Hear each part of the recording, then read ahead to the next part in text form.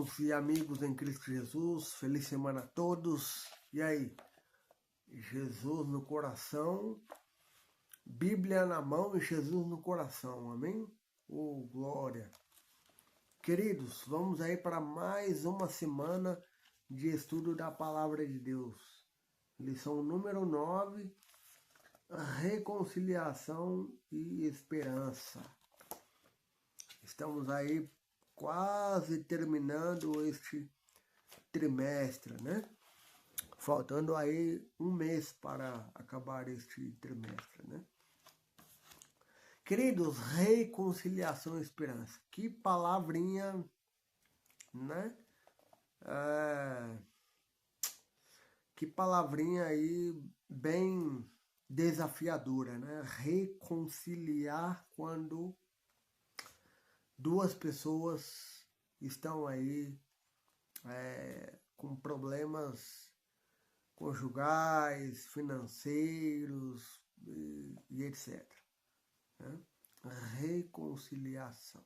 Mas foi exatamente o que Cristo fez na cruz do Calvário. Né? Ele reconciliou a humanidade com o céu. Né?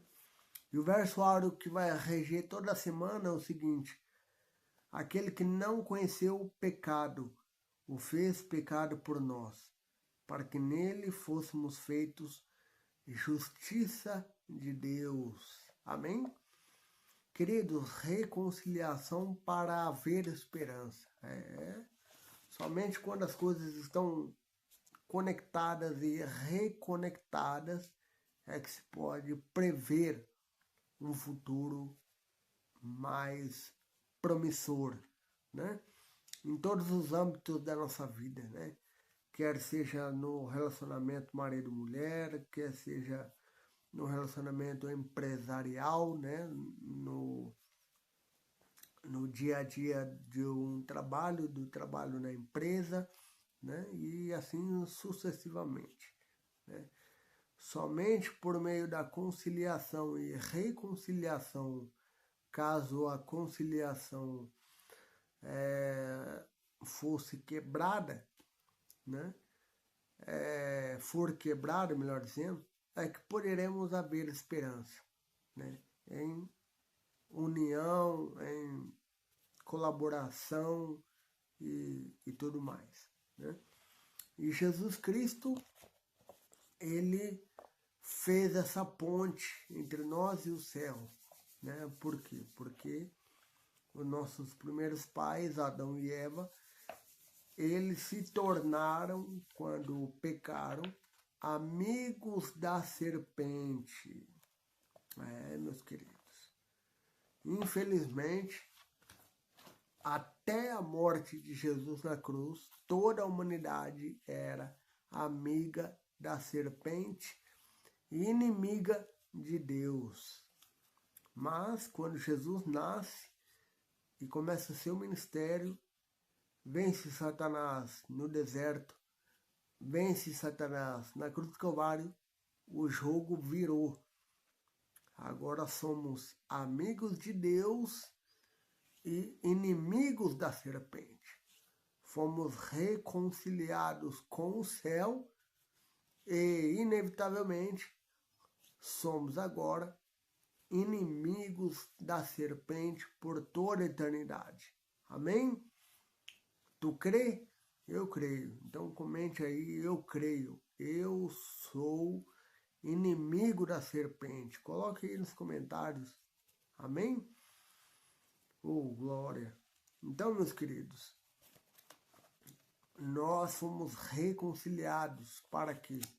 Para termos a esperança de um dia, não muito longe, estarmos nas nuvens dos céus, morando no lar da eterna felicidade com poder e grande glória, né? Do nosso querido Salvador Jesus Cristo, né? Olha só o que eu destaquei aqui na introdução da semana. A nível individual, a cruz, longe de ser um símbolo passivo, torna-se numa realidade ativa, com o amor de Deus a transformar as pessoas. À medida que ouvem o Evangelho e recebem o próprio Cristo, a esperança da glória. Amém? Então a cruz, ela é um instrumento ativo, poderoso na salvação do ser humano. Amém? Na minha salvação e na sua salvação. Queridos, domingão aí, ó, reconciliados das obras iníquas, né? Como eu falei, agora eu vou aprofundar um pouquinho, né? Efésios capítulo 2, verso 1 nos diz que nós estávamos cobertos em nossos delitos e pecados. E ali durante o capítulo 2 de Efésios nos diz claramente que antes da cruz de Cristo éramos tidos pelo céu como filhos da ira. Exatamente, filhos da ira. Né? Mas a partir do momento que Jesus desce à terra, nasce nesse mundo revoltoso e dá uma nova perspectiva para a humanidade, este jogo muda. Fomos reconciliados de filhos da ira para filhos da luz. Amém? Ego em mim, tu fos, tu cosmo. Eu sou a luz do mundo, disse Jesus. Né? E nós somos também considerados por Jesus luz do mundo. Né? Vós sois o sal e a luz. Luz e sal. Né? Ingredientes importantíssimos para a vida, para a nossa vida aqui. Né? Pois sem luz não vivemos e sem sal também para se alimentar. Também podemos nos alimentar, claro, mas faltará aquele tempero, né? Faltará aquele elemento que dá sabor, que causa a diferença no alimento. Né? E assim deve ser nós também, né?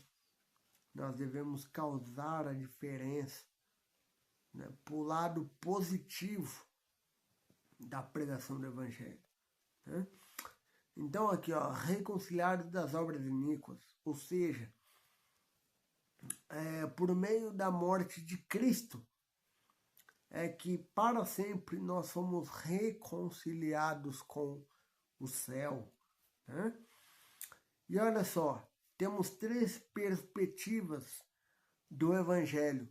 Primeiro, o Evangelho, ele nos mostra, a mim e a você, que somos incapazes de nos salvar. Incapazes. Não temos salvação em nós mesmos e não temos ferramentas salvíficas à nossa disposição para nos socorrer em momento oportuno. Não temos. Né? A salvação não está em nós. Né? Está em Jesus. Né? Segunda grande coisa que o Evangelho nos traz. Aceitando a morte de Cristo na cruz como nossa, né? Mediante o que? A fé, o arrependimento e o batismo. Somos diariamente justificados, libertados do poder do mal, né? Embora tenhamos ainda a presença do pecado, mas quando nos arrependemos, quando exercemos fé, quando batizamos nas águas, né, já somos libertos do poder do pecado. Temos infelizmente que conviver com a presença do pecado, mas porém somos libertos do poder do pecado. E um dia, não muito longe, estaremos livres do poder e da presença do pecado. Né? Então, aceitando a morte de Cristo Jesus, né, como nossa substitutiva, né, que nós é que deveríamos morrer. Mas Cristo substitui a mim e a você. É uma morte representativa, né? E aceitando essa morte de Cristo, é que nós fomos justificados, né? Essa morte produz em nós arrependimento de nossos pecados, né? Produz em nós batismo, né? Batismo para a missão, né? E também libertos, né? Do poder do pecado, como eu disse. E a terceira parte do Evangelho é que se nós vivemos biologicamente aqui, neste mundo, né, é tão somente o resultado de estarmos unidos a Cristo Jesus. Né? Por quê? Porque, conforme nos diz Romanos 6:23, o salário do pecado é a morte. Assim que Adão e Eva morreu, assim que Adão e Eva pecou, melhor dizendo, já deveria estar mortos. Porém, contudo, entretanto, todavia, Cristo deu a sua vida por nós, como símbolo do quê? De um cordeiro. Né? Então, de Gênesis a Malaquias, vários cordeiros, séculos após séculos, foram mortos em representação ao Cordeiro de Deus que tira o pecado do mundo, que haveria de vir. Né? Então, quando Adão e Eva pecam, Deus, então, por sua vez, toma um cordeirinho e imola o cordeiro, mata o cordeiro para justificar Adão e Eva. E assim tem sido desde Adão e Eva até a morte de Cristo na cruz. Né? Quando Jesus morre, este ritual do santuário, né, ele perde totalmente a sua validade. Né? Então o Evangelho é isso. O Evangelho ele mostra a nossa incapacidade. O Evangelho mostra que a morte era nossa, porém Jesus a tomou para si, né? E nos mostra também que a vida que temos hoje, né, é resultado da união com Cristo Jesus. Como eu disse no começo, antes éramos tidos pelo céu como filhos da ira. Uma vez que caímos em pecado, nos tornamos amigos da serpente e inimigos de Deus. Quando Cristo morre, efetua-se então a redenção humana por completo, tetelestai. Está pago, a última palavra de Jesus na cruz está pago. Né? Quando Jesus efetua isso, pronto. De modo judicial, a humanidade passa agora a pertencer a Deus novamente. Né? Tanto pela criação, bem como agora pela redenção. Então, ou seja, tanto pela criação como legalmente, né, a Terra e a humanidade volta a pertencer a Jesus Cristo. Né? Então veja que aí nos tornamos amigos de Cristo, amigos da eternidade, né, amigos do céu, inimigos da serpente. Né? É isso que a terceira parte do Evangelho nos mostra. Né? E unidos agora a Cristo, vamos contra Satanás. Unidos a Cristo Jesus, agora vamos com o nosso general, né, Jesus Cristo, vencer Satanás quando Jesus voltar pela segunda vez. Né? E aí o mal se acabará por completo. Né? Lição de segunda-feira, se continuarem na fé. Olha só, o que Paulo quis dizer com permanecer fundado e firme, né? Ou seja, permanecer fundado e firme é você construir uma base forte, né? Assim como uma casa é construída em terreno sólido, né? Assim também deve ser a nossa vida cristã, construída sobre terreno sólido. E o terreno é Jesus Cristo, né? É a lição da escola sabatina, a palavra de Deus é terreno sólido, né?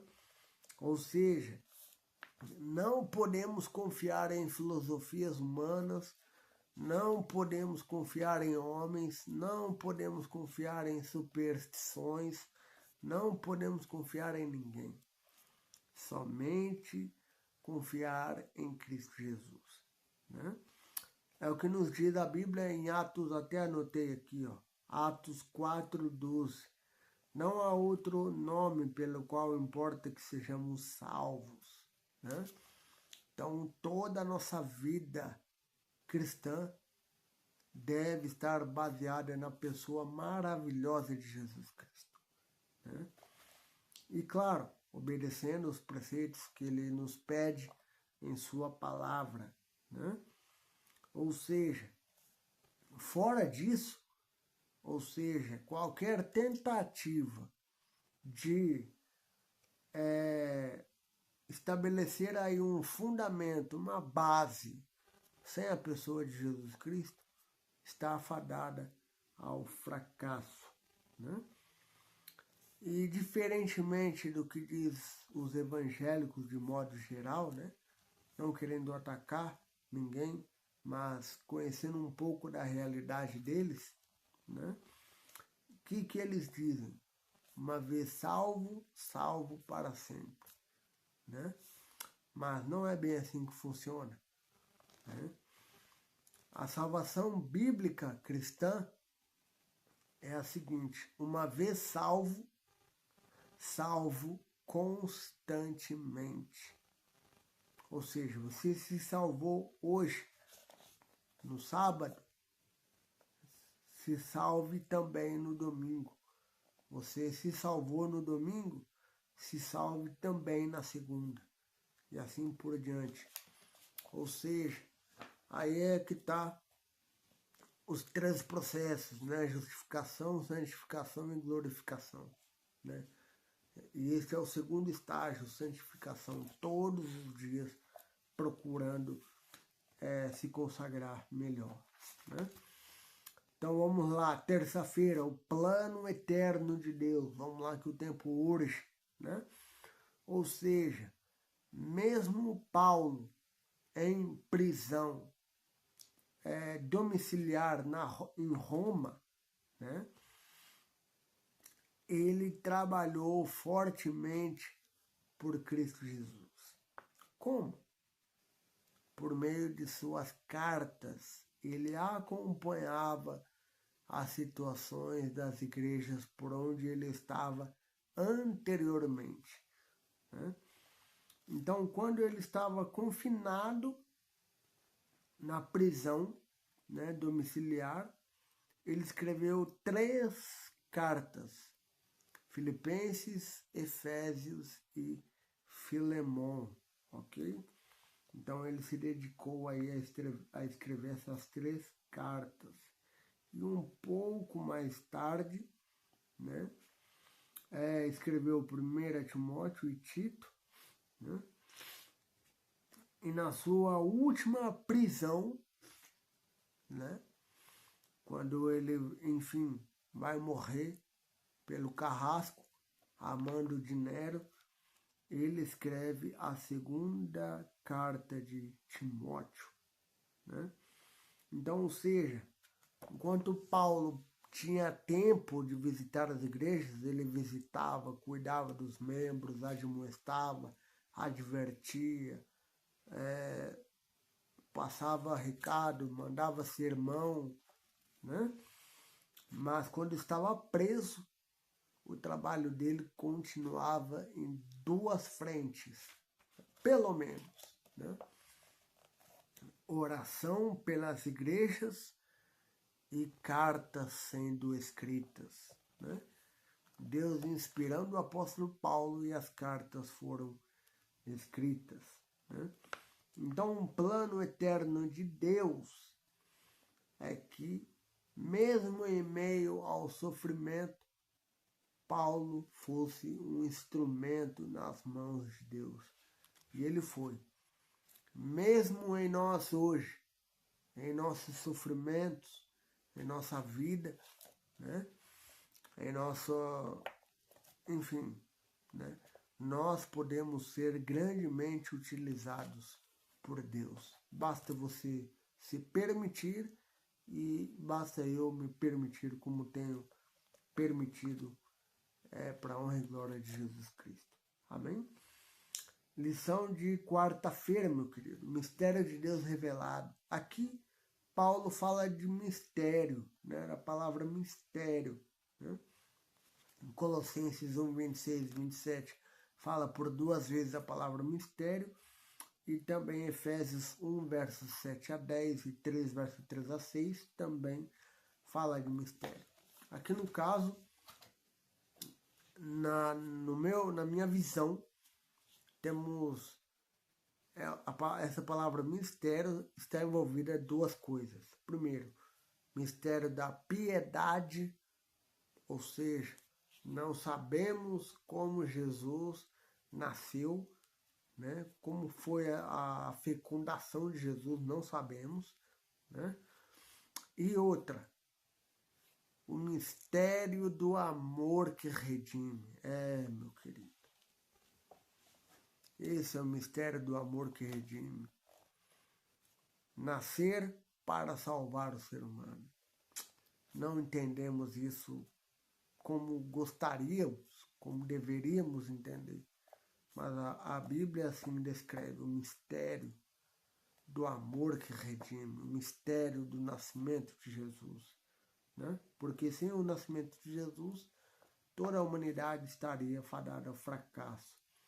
Ou seja, o amor moveu a redenção em Jesus, né? Ou seja, Jesus, por amor à humanidade, Jesus veio resgatar a humanidade, né? Então, o amor despertou, o amor foi a mola propulsora para que eu e a minha esposa e toda a humanidade fosse resgatada por Cristo Jesus. Amém? Então, o amor de Cristo é um amor puro, é um amor genuíno, é um amor que liberta, não aprisiona, liberta, não oprime, resgata, não ofende, salva. Esse é o amor de Jesus, né? E o amor de Jesus é muitíssimo incompreensível para nós meros mortais, né? Então, assim, o que chegou até nós, só temos de agradecer a Jesus Cristo, né? Obrigado, Senhor Jesus Cristo. Até coloquei aqui e coloquei também um coração, né? Obrigado, Jesus Cristo, por nos dar essa oportunidade de um dia não muito longe estarmos no céu. Quinta-feira, a semana passou voando, né, meu querido? Pois é. Aqui o poder do Evangelho é que o Evangelho, ele é como a vida biológica. Exatamente, meu querido. Ou seja, nos alimentamos do leite materno de nossa mãe, o tempo vai passando, já bebemos, comemos papinha e etc. O tempo passa, né? Logo estamos comendo arroz, feijão, salada, carne, suco, né? Ou seja, alimentos mais sólidos, mais pesados, né? E a vida cristã é exatamente assim, né? No começo de nossa jornada, a alimentação é uma, na metade da jornada é outra, no fim da jornada é outra, né? Então, para cada fase da vida temos vários tipos de alimentação, né? E para cada fase da vida cristã também, né? A Bíblia, né? O espírito de profecia que nos orienta, que nos alinha o nosso foco, o nosso caminho, né? Os nossos objetivos, os objetivos de Deus para nós, melhor dizendo, né? E assim vamos evitando o caminho da morte, né? Conforme nos diz Provérbios 14:12, porque o que parece bom ao homem, no final dá um caminho de morte, infelizmente, né? E na lição de sexta-feira, meu querido, acabou, sextou, meu querido, amém? Sextou. Então, na lição de sexta-feira, nos é dito três coisas. Que nós não temos justiça alguma perante a lei de Deus, ou seja, para satisfazer a lei de Deus, precisamos ter a justiça. Nós não temos. Quem tem é Jesus Cristo, né? E Jesus, então, criou este plano da redenção para prover resgate à humanidade, né? E sendo assim, ele imputa a nossa iniquidade para ele, conforme nos diz o verso áureo, né? Ou seja, ele se torna pecado, ele que não tem pecado nenhum se torna pecado por nós, né? Para que nós que temos pecado, não temos mais pecado, mas sim temos agora justiça de Deus, né?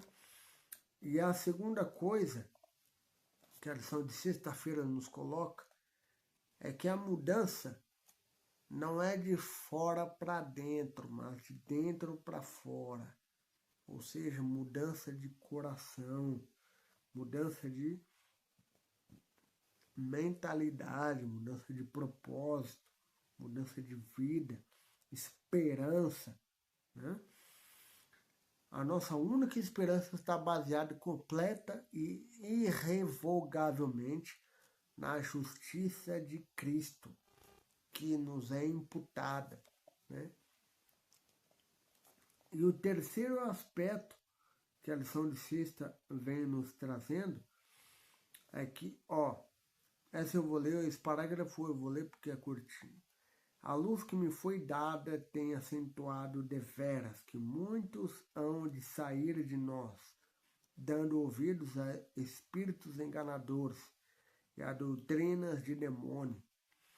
O Senhor deseja que toda a alma que professa crer na verdade tenha um conhecimento inteligente do que seja a verdade, né? Ou seja, no final da história da humanidade, pouco antes da volta de Jesus, pessoas que eram adventistas sairão das fileiras e pessoas que nada eram entrarão para as fileiras da bandeira, né, do ensanguentado Emanuel, do príncipe Emanuel. Amém? E que nós, eu e você, meu querido, estejamos desse lado firme e forte, do lado da bandeira do ensanguentado Emanuel, aquele que é Deus conosco. Amém? Que eu e você e nossa família estejamos juntos. Pode acontecer o que Ellen White disse? Pode. Melhor, vai acontecer, infelizmente.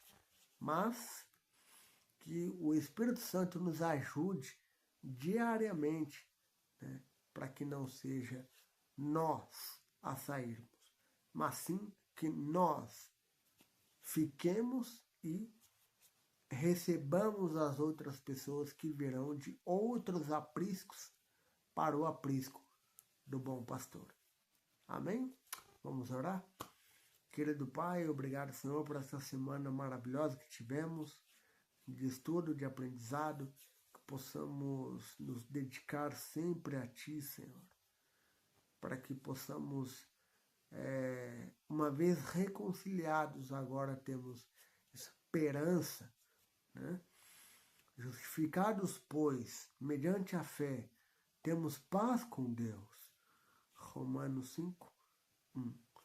Obrigado, Senhor, porque mediante a fé de Jesus, mediante o sacrifício de Jesus, somos justificados e temos hoje a esperança da vida eterna em Cristo Jesus. Em nome de Jesus, perdoe os nossos pecados. Amém. Um forte abraço e até o nosso próximo estudo.